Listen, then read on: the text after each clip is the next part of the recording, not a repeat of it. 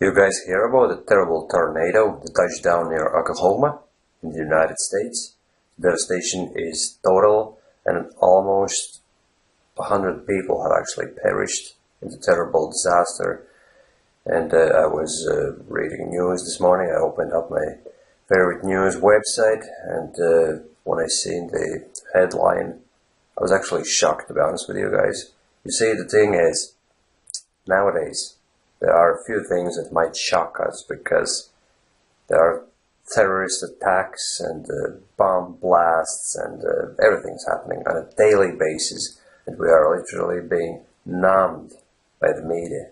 So whatever's happening in the world, we don't probably perceive it as painfully, we don't perceive it as a shock, because years ago we didn't hear these news every day, but now the world has become, actually, from one point of view, it's become much more safer place to live, but on the other hand, it's actually very volatile. The situation is very unstable, and there are wars being waged every day. Somewhere in the world, people are dying in their scores.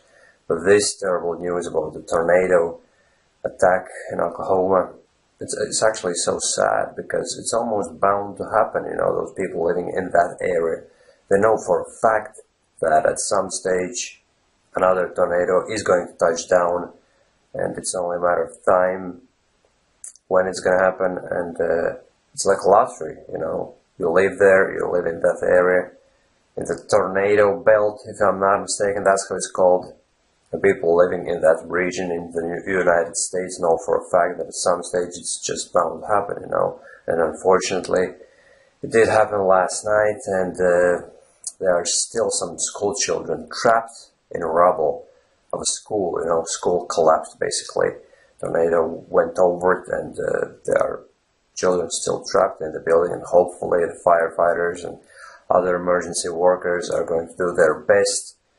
But I was checking out photos and eyewitness accounts, and the devastation is total, and it's terrible, it's shocking. So my heart goes out to those people there, and I'm seriously bringing my sincerest sympathies to those who lost their loved ones and relatives and friends in the terrible disaster. And I really hope it doesn't happen again, even though, while I'm actually saying these words, I know for a fact that at some stage in future it is going to happen again, but hopefully not at this scale, because this terrible tornado was massive, it was huge. People are saying that the likes of this one had never been seen before, so I can probably only compare it to the film Tornado.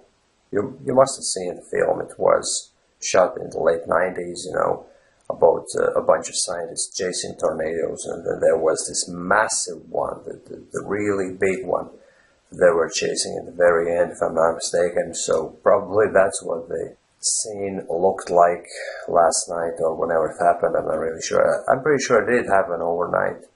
So that's shocking, my friends. And today's phrase, by the way, was "you guys hear about," which was the first sentence I recorded in this video, and this is the 37th phrase in my 50 American phrase acquisition mission.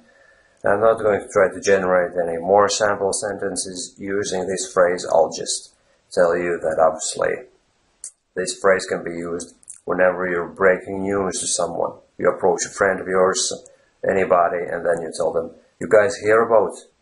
And it's a way of starting telling your friends some news.